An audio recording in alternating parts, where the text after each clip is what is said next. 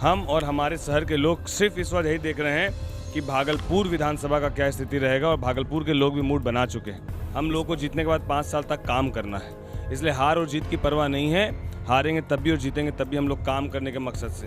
और 15 साल सत्ता पर बिठाने के बाद यदि कोई व्यक्ति अपने विकास का पैमाना इस तरीके से तय करे कि 15 साल पहले जो है हत्या होता था, कांड होता था, लूट होता था, हमारे टाइम पे कम लूट होता है, ये आपके विकास का पैमाना कभी नहीं हो सकता। जो नौजवान गलत को गलत और सही को सही कहेगा, उसको इस बिहार का 60% नौजवान पसंद करेगा। देख रहे न्यूज़ भारतवर्ष और मैं हूं आपके साथ रमन राय। बिहार विधानसभा चुनाव को लेकर पहले चरण का मतदान हो चुका है और अब दूसरे और तीसरे चरण का मतदान होना है। आपको बता दें कि दूसरे चरण में बिहार विधानसभा की एक हॉट सीट भागलपुर में 3 नवंबर को मतदान होने वाला है। और ये बता दें आपको कि 3 नवंबर को जो भागलपुर सीट से मतदान होने वाला है, ये मुकाबला इस बार काफ़ी टफ माना जा रहा है, क्योंकि त्रिकोणीय मुकाबला इस बार इस सीट से देखा जा रहा है। एक तरफ आपको बता दें कि कांग्रेस के अजीत शर्मा यहां से कैंडिडेट है, एनडीए की तरफ से रोहित पांडे, और तीसरा जो नया युवा चेहरा है वो लोजपा की तरफ से राजेश वर्मा है। राजेश वर्मा हमारे साथ खुद मौजूद है, उनसे बात करेंगे और जानेंगे कि किस तरीके से ये बिहार विधानसभा चुनाव में जानेंगे। सबसे पहले तो राजेश जी, आपका बहुत बहुत स्वागत है। किस तरीके से आप बिहार विधानसभा चुनाव को देख रहे हैं, क्योंकि भागलपुर की सीट बिहार की हॉट सीट भी मानी जाती है, हॉट सीटों में आती है, और किस तरीके से आप टैकल करिएगा, क्योंकि 10 साल से यहाँ पे सिटिंग विधायक जो है वो कांग्रेस से है और भाजपा ने भी नया, एनडीए ने भी नया चेहरा उतारा है, कैसे टैकल करिएगा? देखिए, पहला जो सवाल आपका कि किस तरीके से हम बिहार विधानसभा चुनाव को देख रहे हैं, मुझे लगता है कि हर कॉन्स्टिट्यूएंसी में लोगों को बिहार को नहीं देखना चाहिए कि बिहार विधानसभा में क्या चल रहा है। हम और हमारे शहर के लोग सिर्फ इस बार यही देख रहे हैं कि भागलपुर विधानसभा का क्या स्थिति रहेगा और भागलपुर के लोग भी मूड बना चुके हैं। इस बार लोगों ने मन बना लिया है। एक तरफ कांग्रेस के प्रत्याशी हैं जिसको 2 बार लोगों ने मौका दिया और वो 2 योजना भी नहीं बता पाते हैं कि उन्होंने क्या किया। दूसरी तरफ जो भाजपा से प्रत्याशी हैं, उनको ये शहर जानता नहीं है, क्योंकि उनका घर यहाँ है भी नहीं। तो दूसरा प्रत्याशी बिल्कुल जो है एकदम नया है शहर के लिए। और तीसरा, लोगों ने मुझे 3.5 साल तक यहाँ पर उनके बीच रहते हुए काम करते हुए देखा है। तो मुझे लगता है कि सभी वर्ग के लोग, ना केवल नौजवान, अभिभावक, महिलाएं, बहनें, सभी वर्ग के लोग, सभी समुदाय और धर्म मज़हब के लोग इस बार साथ हैं। तो मुझे लगता है कि इस बार भागलपुर बदलाव चाहता और बदलाव सुनिश्चित करेगा। सबसे बड़ी बात, 143 पर लोजपा इस बार अकेले लड़ रही है। कितनी मजबूती से आप लोग भागलपुर में लड़ रहे हैं, क्योंकि भागलपुर में कास्ट फैक्टर वोटिंग के टाइम बहुत देखा जाता है। 90 के दशक से भी बात की जाए तो अश्वनी चौबे और एनडीए का दबदबा था, लेकिन पिछले 10 सालों में यहाँ से कांग्रेस के जो प्रतिनिधि है वो जीतते आ रहे। इस बार आप है चुनावी मैदान में और काफ़ी कड़ी टक्कर आप भी दे रहे हैं दोनों उम्मीदवारों को। देखिए, चुनाव मैदान में जब आप कूदते हैं तो किसी भी प्रत्याशी को मुझे लगता है इस बात का डर नहीं होना चाहिए कि जीत होगी कि हार होगी। और ये डर और चिंता उसी को होती है जिसको 5 साल तक जीतने के बाद राज करना है। हम लोगों को जीतने के बाद 5 साल तक काम करना है, इसलिए हार और जीत की परवाह नहीं है। हारेंगे तब भी और जीतेंगे तब भी हम लोग काम करने के मकसद से हैं। चिंता उनको है कि वो लोग जो अभी तक राज करते आए हैं, उनका राज कैसे इस बार उनके हाथ से निकल जाए, उनको चिंता होनी चाहिए। हमें कोई चिंता नहीं। आपके राष्ट्रीय अध्यक्ष भी कहते हैं कि अकेले चला हूँ, शेर का बच्चा हूँ, मैदान और जंगल जीतने चला हूँ, गीदड़ का बच्चा होऊंगा तो मारा जाऊंगा। कितनी सहमति रखते हैं आप इस बात से? देखिए, हमारे राष्ट्रीय अध्यक्ष नौजवान हैं और मुझे लगता है कि हमारे राष्ट्रीय अध्यक्ष सिर्फ चिराग पासवान जी वो अपनी बात नहीं कर रहे हैं, वो बिहार के 60% उन नौजवान युवाओं की बात कर रहे हैं जिसके ऊपर पूरे बिहार की अस्मिता टिकी हुई है। यदि हम आज इस पीढ़ी को बेहतर करने के लिए काम नहीं करेंगे तो आने वाले 40 साल 50 साल के बाद फिर हम इस बात को लेकर कोसेंगे कि हमारा बिहार आज ही पूरे देश में सबसे पिछड़ा है। तो उनके इस बात से हर एक नौजवान सहमत है कि जब हमारे पास रोज़गार नहीं है, बेहतर स्वास्थ्य और शिक्षा नहीं है, हमारे पास हमारी मूलभूत समस्याओं का निदान नहीं है, उसके बाद भी व्यक्ति क्यों चुप बैठे। बस एक आवाज़ बनने की आवश्यकता थी। हर व्यक्ति ये चाहता है कि कोई सामने से आकर हमारी आवाज़ बने। जैसे ही एक आवाज़ बनता है उसके साथ पूरे की पूरी आवाज़, जो दबी आवाज़ है, वो उड़ जाती है।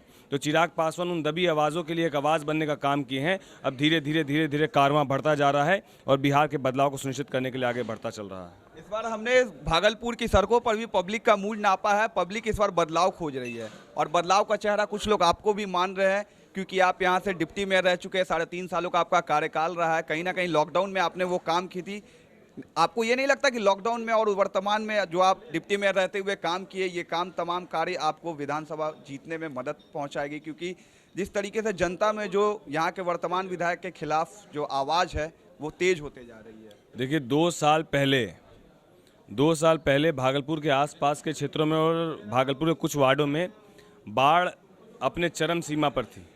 उस वक्त कोई राजेश वर्मा तो ये नहीं सोचा होगा कि हमको भागलपुर से विधानसभा चुनाव लड़ना है, और अगर ये सोचा भी होगा तो नाथनगर में जाकर तो राशन नहीं बांटेगा। तो हम लोग कभी भी कोरोना है, चुनाव आना है इसीलिए काम करना, ऐसा नहीं है। जब जहाँ लोग तकलीफ़ में हैं और लोगों ने याद किया तो हम वहाँ पहुँचे।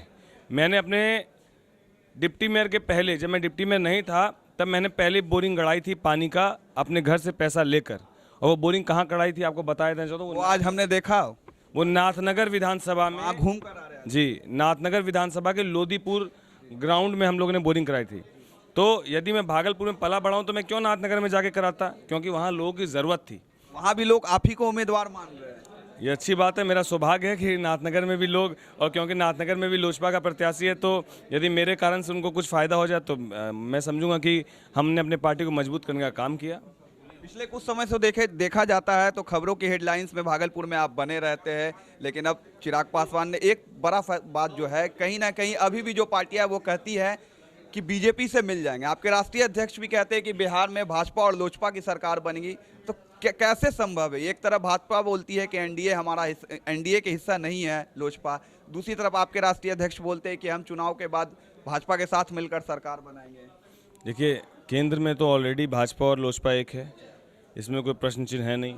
और मुझे लगता है कि बिहार में 15 साल तक यदि आप किसी को सत्ता पर बिठा चुके हैं और 15 साल सत्ता पर बिठाने के बाद यदि कोई व्यक्ति अपने विकास का पैमाना इस तरीके से तय करे कि 15 साल पहले जो है हत्या होता था, कांड होता था, लूट होता था, हमारे टाइम पे कम लूट होता है, ये आपके विकास का पैमाना कभी नहीं हो सकता है। आपके विकास का पैमाना ये होना चाहिए कि 15 साल पहले 10 अस्पताल थे, 20 यूनिवर्सिटी थी, हमने 15 साल में 50 अस्पताल और 100 यूनिवर्सिटी कर दी। लेकिन आपके पास बोलने के लिए कुछ नहीं है। आपके कार्यकाल में कारखाने बंद हो गए, इंडस्ट्रीज़ बंद हो गई, लोगों का पलायन बढ़ गया, रोज़गार यहाँ मिल नहीं रहा है, लोग बाहर जाकर रोज़गार कर रहे हैं। सड़कों की स्थिति आज भी वही हो गई है। आज भी मुझे लगता है कि सरकारी स्कूलों का और अस्पतालों की स्थिति किसी से छुपी हुई नहीं है। तो आप उनकी बात कर रहे हैं जिन्होंने 15 साल तक बिहार में रहकर सिर्फ गुलाटी मारी है, कभी कांग्रेस, कभी आरजेडी, कभी भाजपा, कभी इधर कभी उधर। तो इसी गुलाटी के चक्कर में बिहार का विकास नहीं हो पाया। गुलाटी मारते रहिएगा तो तबीयत खराब ना होगा, इसलिए गुलाटी नहीं मारना चाहिए। आपके जो पूर्व के राष्ट्रीय अध्यक्ष थे स्वर्गीय रामविलास पासवान, उनको मौसम वैज्ञानिक कहा जाता था। आपने भी मौसम का विज्ञान जो है भागलपुर में नाप लिया है कि हवा किस ओर बहने वाली है? नहीं, अगर भाजपा या कांग्रेस से कोई ऐसा प्रत्याशी होता जो भागलपुर के लिए सच में लड़ाई लड़ रहा होता तो राजेश वर्मा उसके साथ खड़ा होता, चुनाव नहीं लड़ रहा होता। पहली बात, मेरा मकसद, मैं 2022 तक डिप्टी मेयर हूँ, मेरा कार्यकाल 2022 में पूरा होगा, अभी भी 2 साल बचे हैं। मैं अपने उस 2 साल के कार्यकाल को छोड़कर इस चुनाव में कूदा हूँ। हमको कोई आवश्यकता नहीं थी अभी कूदने की, लेकिन तब ये निर्णय लिया। आप मेरा निर्णय देख सकते हैं, जब भाजपा और कांग्रेस दोनों ने अपना निर्णय ले लिया, अपना कैंडिडेट घोषित कर दिया, तब मैंने अपने नाम की घोषणा आदरणीय राष्ट्रीय अध्यक्ष चिराग पासवान जी से मैंने निवेदन करके ली है। काफी कम सीटों पर लोजपा ने भाजपा के खिलाफ कैंडिडेट उतारी है, जिसमें से एक आपकी सीट भी है। देखिए, काफ़ी कम सीटों पर उतारी, मैं इस बात को आपका मानता हूं, लेकिन मुझे लगता है कि जहां पर उनको ऐसा लगता था कि ये प्रत्याशी कुछ बेहतर कर सकता है या ये प्रत्याशी सीट को निकाल सकता है, वहां पर उन्होंने रिस्क ली और जीवन में कुछ पार्टी ने काफ़ी परखा है आपको। देखिए, पार्टी ने परखा, बेशक परखा होगा, लेकिन हम ये नहीं कहते हैं कि हम बहुत ऐसा है कि हम चीज़ों को बदल दिए या बहुत बेहतर हम कैंडिडेट, हम ऐसा नहीं कहते, लेकिन हम इतना ज़रूर कहते हैं कि हम जनता के बीच में रहते हैं और जनता के काम को करते हैं। अच्छा, कल आपके राष्ट्रीय अध्यक्ष आ रहे हैं, एक आखिरी सवाल, क्या कुछ तैयारियां उनके कार्रवाई को लेकर यहाँ भागलपुर में? नौजवान साथी तैयार हैं, शहर के लोग तैयार हैं, ग्राउंड हमारा बना हुआ है, सर आएंगे, हमारे राष्ट्रीय अध्यक्ष आएंगे, पूरा शहर उनके तैयारी के लिए खड़ा है। हम तो दिन भर आज घूम घूम कर अपने चुनाव प्रचार में लगे थे, हमें लोग ही चला चला के फ़ोन कर रहे हैं, लोगों के अंदर इतनी उत्सुकता है कि आपके राष्ट्रीय अध्यक्ष आ रहे हैं, हम कितने बजे आ जाएँ।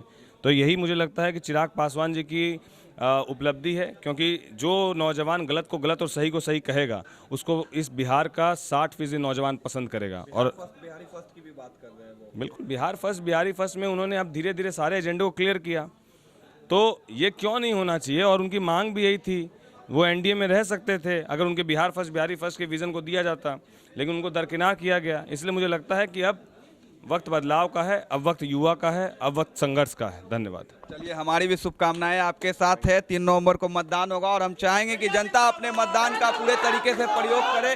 और इस वक्त जो हवा है भागलपुर में कहीं ना कहीं राजेश वर्मा के पक्ष में है। जिस तरीके से जो मतदान करने वाले लोग हैं उनका साफ तौर पे कहना है कि इस बार भागलपुर में बदलाव चाहिए और बदलाव का चेहरा कहीं ना कहीं वो राजेश वर्मा को मान रहे। जिस तरीके से भागलपुर के सभी जातीय लोग, युवा एक तरफ आए हैं इनके लिए। कल चिराग पासवान भी भागलपुर आ रहे हैं। अब देखना है, 3 नवंबर को मतदान होगा और 10 नवंबर को फैसले आएंगे। फैसला किसके पक्ष में जाता है ये 10 नवंबर को पता चलेगा। लेकिन कहीं ना कहीं एक बदलाव की आग जो है वो भागलपुर और पूरे बिहार में देखी जा रही है। तब तक के लिए आप देखते रहे न्यूज़ भारतवर्ष।